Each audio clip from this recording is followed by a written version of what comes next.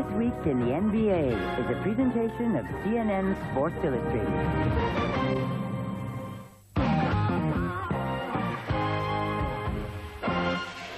Coming up on This Week in the NBA, like two weary heavyweights coming out of their corners for the final round of a fight, the Heat and Knicks do it one more time. The winner moves on to round two. Same deal in Utah with the #1 and #8 seeds in the West. The current band of Rockets together, perhaps for the final time. Detroit's Grant Hill is rumored to be on the trading block. Destination, Washington. It's a wonderful city. Poland and the Wizards is a wonderful organization. And we look ahead to what should be a delicious series between the Lakers and the Sonics in the Western semifinals. This Week in the NBA is next.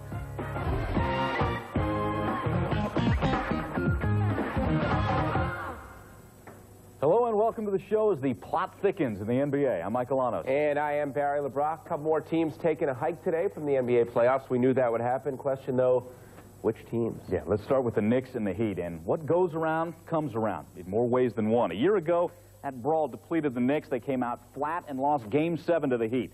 This year, Thursday's fight leaves the Knicks without Larry Johnson and Chris Mills. The Heat, no Alonzo Mourning. Big advantage to the Knicks, and it's the Heat this year feeling the pressure. A year ago, Tim Hardaway scorched the Knicks for 38. Well, Allen Houston said he was nervous and flopped in Game 7. Different story. But the guy to start things out for the Knicks, John Starks. They are a different team when he provides the spark. He buries the three there. Then watch him on defense, just taking the ball away. Starks leading the break, and get a load of this no look. Pretty to Allen Houston. Houston was getting it going. He had 10 in the first half. Knicks up by as many as 17. Tim Hardaway struggled.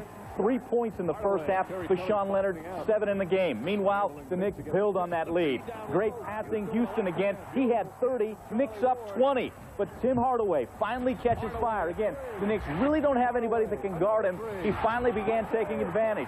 Buries a couple of threes. They chop into that lead, and it's Hardaway again as they cut that Knicks lead all the way down to 2. But the Knicks answer, and answer in a hurry. Biggest shot of the game right here from Charlie Ward. From a 2-point lead to a 5-point lead. Allen Houston hits a jumper. They're back up 7. Then it's Ward to Oakley. Another key play. Jamal Mashburn called for the flagrant foul. So Oak gets the bucket and the free throw. So far it's a 3-point series. Same possession. John Starks the 3. Like that, the Knicks up 13. And Patrick Ewing and the Knicks move on as they take the series 3 games to 2. The old war horses getting it done up front for the Knicks. No LJ, no Mills, no Dudley, and again, no Ewing. But it's 38-year-old Buck Williams coming up huge. 12 points, 14 boards. Charles Oakley, 18 and 13. Terry Cummings said, just old tanks rumbling along, and they plow their way into the Eastern Conference semis against Indiana. Mark Morgan has more on how all that experience paid off. What a difference a year can make. Last season, the Knicks suffered a meltdown in a pressure cooker Game 7 in Miami. On Sunday, playing without suspended Larry Johnson and Chris Mills, New York raced to a 20-point lead, then watched a furious Heat rally slice the lead to just 2. But the team, often accused of being too emotional, of not handling adversity, showed an amazing amount of poise, holding on for a series-clinching victory. We knew they were going to make a run. It was just a matter of whether we could hold them off or not. We made our run, and it doesn't really phase them, so that just comes through experience and just being through a lot together. The one thing that we do have is a lot of heart. We're a hard-working team, and I was just proud of the guys that, they made a big run at us, and we could have folded. Charlie stepped up, made a big shot. Allen made a big shot. I'm just really proud of the guys. They were far superior than us today, and we did not have an answer for, the 2 and 3 spot. John and Allen just simply had great games. The Knicks never let the most dangerous player on the court take over the game. Tim Hardaway, the leading scorer in this series at 27 points per game, was 1 for 7 from the field in the first half. And though he finished with 21 points, it was too little, too late. Without Alonzo back there, we were able to really pressure Tim a little bit more and double team him a little bit. And I think that made a difference. When he did start trying to get his offense going, our defense in the middle was pretty good, even though he made some shots. But it's hard when you got these people running at you, bumping you, hitting you the whole game, and you got to carry the load by yourself. I'm gonna go home, have me a bottle of Grand Marnier, and just chill the out. Now that their most bitter rival has been vanquished, the Knicks turn their attention to a certain 7-foot center who has not seen action since December 20th. For weeks, New York management has said that Patrick Ewing would not see action until at least the second round of the playoffs. Tuesday night in Indianapolis may be the evening Knicks fans finally see number 33 back on the court. In Miami, I'm Mark Morgan. Well, joining us now, our NBA insider, Brian Burwell. Brian, we talk a lot about Pat Riley being the great motivator. What about Jeff Van Gundy? What did he do to get his team ready for this one? He looked like a little dog grabbing onto Alonzo's leg. That was the funny scene, but it actually galvanized his reputation with his players. They really like playing for him, and they stick their neck out for him, and him sticking his head out for them. That's what you like about this guy. Brian, let's look ahead. Fourth playoff meeting this decade between the Pacers and Knicks. Knicks winning in 93 and 4, Pacers in 95. How do you handicap the 98 version? I talked with Reggie Miller earlier in the week, and he says, you know, this is going to be a defensive grind. You know New York's reputation. They're a real grinded-out team.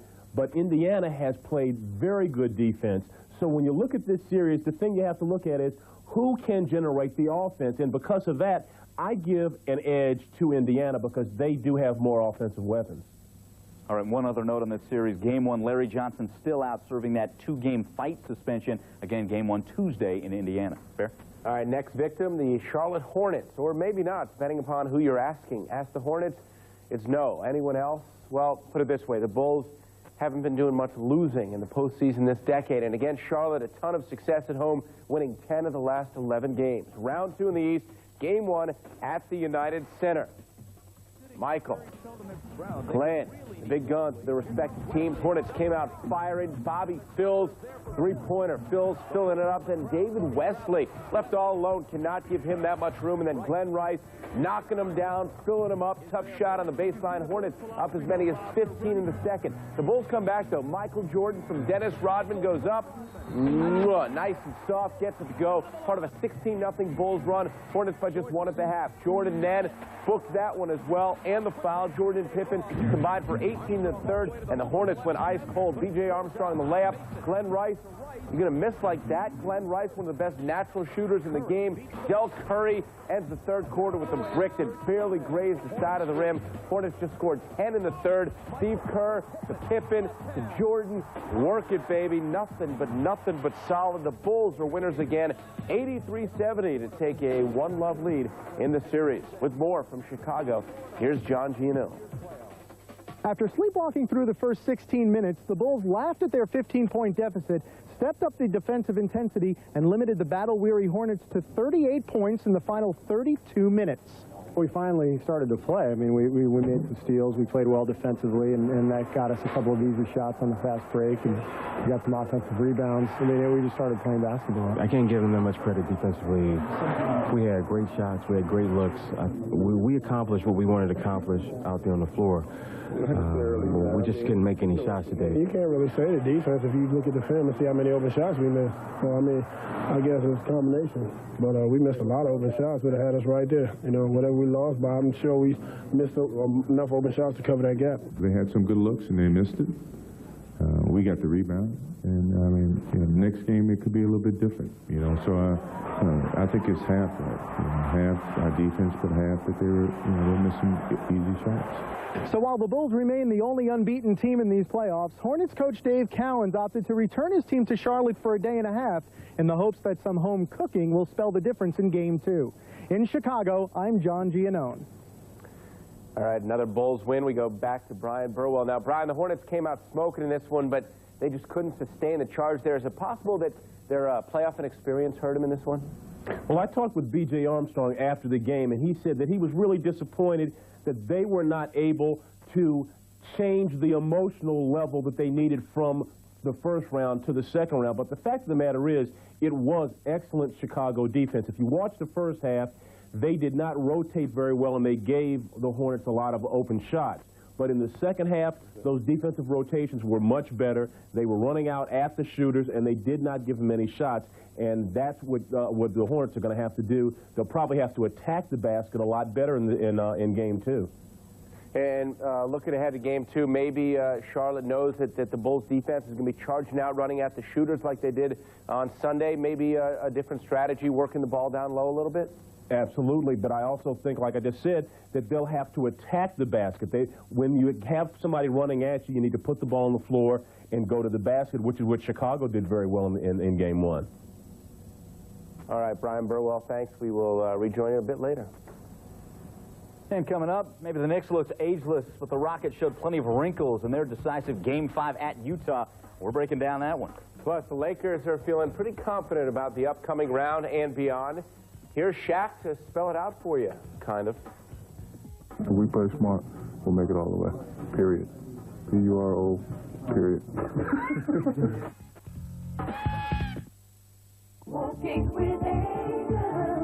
Listen to Megoria's magical music.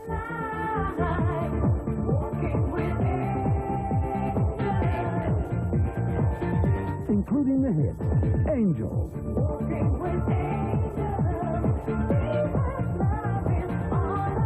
You can get your copy of Megoria's Divine Child from your favorite record store. Pure magic from Megoria. Las Vegas, Nevada is a gambler's paradise, but nothing's a sure bet, not even the famed Aladdin Hotel and Casino.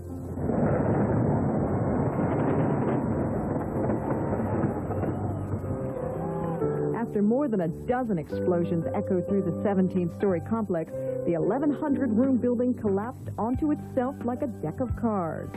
The 32-year-old Aladdin may have disappeared in a massive cloud of dust, but a new, bigger, and its backers say better Aladdin Hotel and Casino will be built in its place.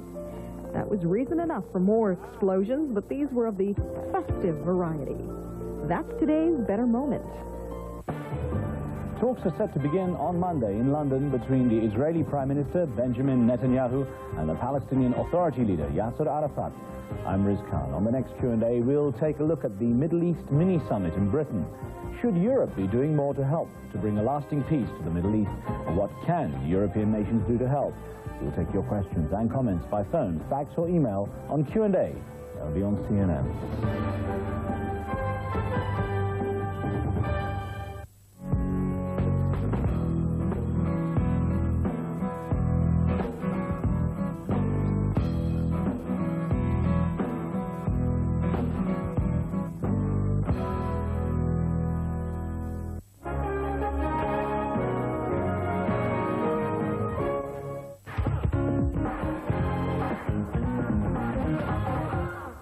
The sports page of the newspaper in Houston proclaimed that the Rockets had to find a cure for their uncommon cold. The ailment, that cold, was cold three-point shooting. Really couldn't be more true. Houston just 4 of its last 32 from behind the arc, a stat that they desperately needed to improve on in today's Game 5 against the Jazz, especially while one of their big bangers, Charles Barkley, was out injured. The winner here advances to round 2 to meet the Spurs. Charles in the street clothes. Go to the second quarter. Jazz up 3. John Stockton driving, falling down still. Finds his old buddy. Karl Malone gets it in. Malone at 20 at halftime. Matt Maloney outside the arc and inside the hoop. Maloney and the Rockets. The Jazz lead is down to 7.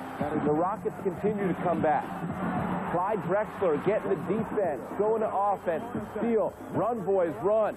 Kevin Willis ends up with it. What you talking about, Willis? Part of 11-0 Rockets run. Later, the Jazz answer, though. Malone again, cold-blooded on the fadeaway, putting the Jazz up 55-52. And then Utah opens it up. Brian Russell, bingo. He had 10 points. Utah's lead is 70-62, and then the Jazz finish it off. Russell to Greg Ostertag, who rumbles through the lane.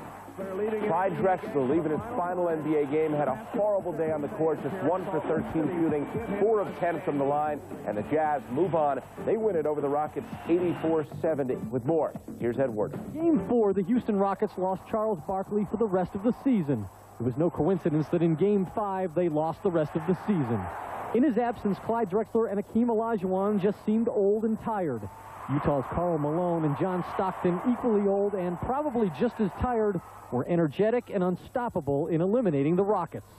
Our game plan was to run them and make those guys change ends of the floor. And you know, it's sort of tough sometimes because the coaches sit there and tell you to make them run, and when we don't run, they don't have to do anything but lay on you. So, as far as wearing them down, who knows? I just think that we finally started to do what our game plan was, and that's what makes them change in. Injuries have been our nemesis all season long, and because of injuries, we have other people who are playing long minutes, and it looked like it took its toll in tonight's game. It was in the hope of avoiding performances such as these that Drexler declared this his final season. In his last game, he made just 1 of 13 field goal attempts. Olajuwon played well only if compared to Drexler. Houston's best 2 players combined to make 8 of 32 shots from the field and 5 of 14 from the free throw line. It just didn't go in. You can say whatever you want, but the tank was low and it just didn't go in. And you don't fault the effort. You just didn't get good results in tonight's game. I can do much better. There was so many incident fatigue, I think our opportunity, the ideal situation was at home, that game before coming here. It got so bad that Olajuwon couldn't get a shot off against Greg Ostertag. He set a Jazz playoff record with 5 blocks in the final quarter. Meanwhile, the 34-year-old Malone keeps refusing to act his age. You're not going to stop the kid. All you can do is try to do what I did, be physical with him and get a hand up and make his shot as difficult as possible. I'm going to play my game. I'm not going to stop playing physical, and I'm not going to listen to all the bullshit that's going to be said. I'm going to play basketball, and that's my job. The Jazz opened their second-round series against the San Antonio Spurs here on Tuesday night. The last time those 2 teams shared this court, Malone knocked out Spurs center David Robinson with a vicious elbow that drew no reprisal from the Spurs. With Malone already vowing that the series will be physical, it'll be interesting to see if the Spurs this time rise to the challenge. In Salt Lake City, I'm Ed Werder.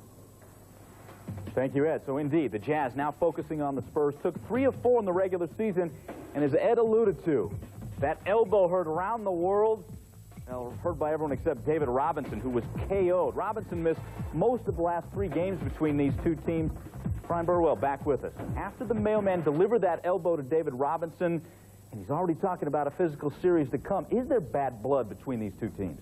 Well, you would hope there would be when you look back at the last time they played, but you're talking about the San Antonio Spurs, and because of that, you have absolutely no idea how they'll respond, whether they'll respond. Tim Duncan, he wanted a piece of Malone after that elbow. Does he bring a new attitude to the table to bring some fight to this team?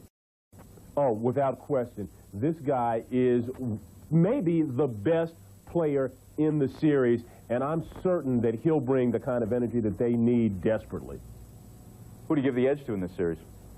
I still give it to Utah. They still have their own, but they know what they're doing, and they are physical, and San Antonio doesn't like it when it's physical. All right, Brian, hold tight. A few more shots from Brian coming up a little bit later in the show. All right, we have looked back at today's games. Coming up, a peek ahead. The Lakers and Sonics are ready to rumble. L.A. guards Kobe Bryant and Nick Van Exel look to break down a tough Seattle D. Details are coming up.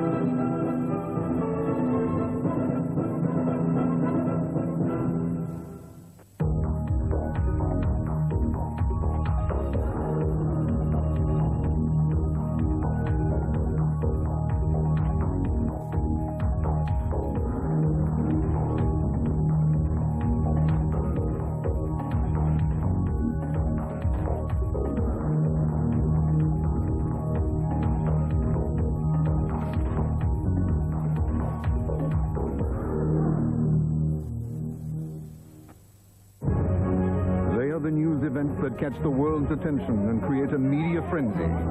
From political scandals to the death of Princess Diana, the rush and scramble to cover these events is news in itself. CNN World Report takes a look at the role and responsibility of the media in today's world. Join CNN's Judy Woodruff and other journalists in a roundtable discussion. Global Forum 98, Responsible Journalism or Maddening Frenzy. Thursday, May 7th on CNN.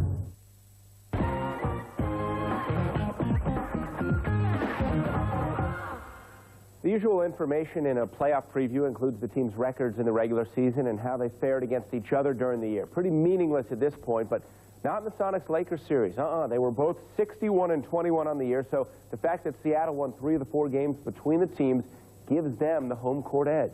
With more on that series, here's Tom Rinaldi. While the Sonics won the season series against the Lakers 3-1, they never even came close to stopping Shaquille O'Neal. Ironically, they really didn't have to. O'Neal averaged 33 points in the 3 losses to the Sonics, yet when he scored his lowest output, 24 points, the Lakers won. So the Sonics understand they might not be able to stop Shaq, but they have to stop his supporting cast. Certain nights you might be able to let Shaq get 40 and win, and other nights that 40 might give the other team so much confidence that you can't win. And you got to figure that out as the game goes on. They've got a great backcourt, and their guards in Kobe, Nick, and Eddie, and we've got great defensive guards. And I think that was a big reason that we had some success against them during the regular season, is that our guards really clamped down on their guards defensively. It's important for everybody to be aggressive, whether Shaq's in there or whether Shaq's not in there. It's important for us to play our game. It's very easy for us to become one-dimensional, just kick the ball in the hand and just spot up. We have so much talent on this team and so many great one-on-one basketball players. It's important for us to be aggressive.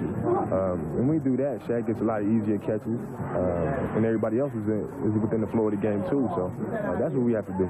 My guys are playing well. We just need to play smart. If we play smart, we'll make it all the way. Period. Even though the Sonics won the season series, Los Angeles won the last time the 2 teams played. And if there's any doubt just how important balance will be for the Lakers in this series, consider this. In the 12 games that Shaquille O'Neal did not lead the Lakers in scoring, the team is a perfect 12-0. In Seattle, I'm Tom Rinaldi. And coming up, more news on the Lakers and the future of Jerry West. Some say Grant Hill is a magician on the court. When we come back, we delve into the possibility that he could become a full-fledged wizard. Stay with us.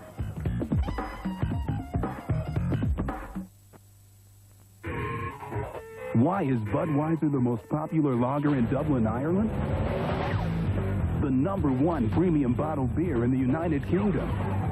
The #1 international beer in Japan, Canada, and Mexico? Why is Budweiser the most popular beer in the U.S. and the entire world? Why? Because it's different. Refreshingly different.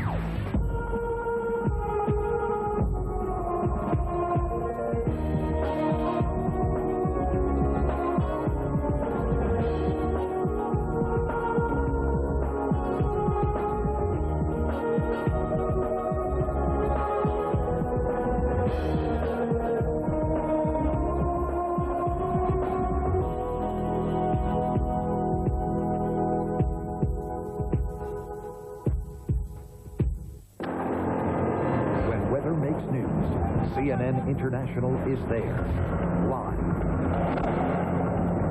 See a shower or 2 across Norway.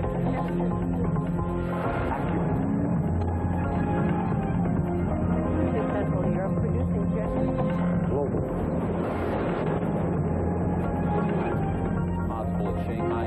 CNN International, your source for worldwide weather coverage, 24 hours a day.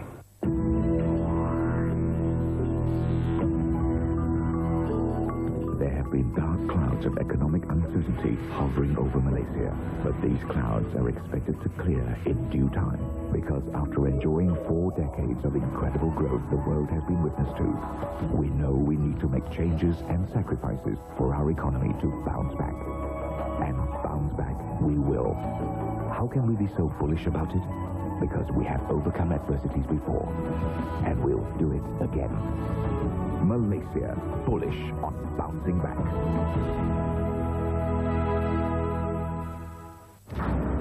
summer. The world's best athlete, the world's biggest stage. The 1998 Goodwill Games are coming to New York, where the world's best prove it. Only on the Superstation.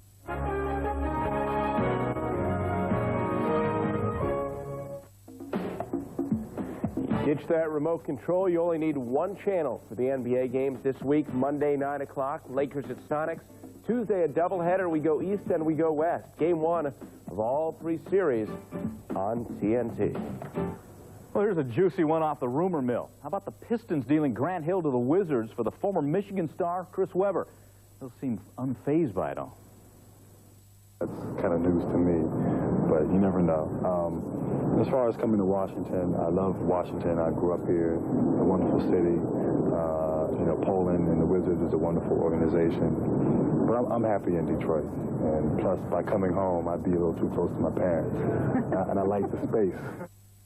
Very politically correct. Back with us again, Brian Burwell. Brian, any truth to this one? This one qualifies as most bizarre trade rumor of all time. But actually, in talking with some NBA people this week, that rumor was going around, but I talked and did some real digging, and that is just not going to happen, because if it did, you want to talk about a Palace revolt? They would burn the place down if they tried to trade Grant Hill. Other rumors swirling about Jerry West and his future with the Lakers. What's the latest on that?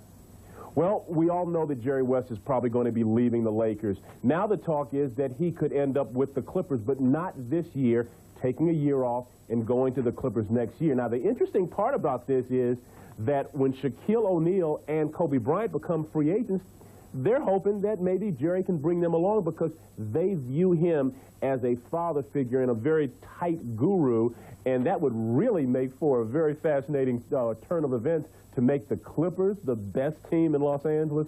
I can't believe that one. Yeah, maybe hope after all at the Clip joint. Real quick, Brian, Christian Laettner had a bad year this year with the Hawks, turned down the big money deal, got to be kicking himself. What's in his future?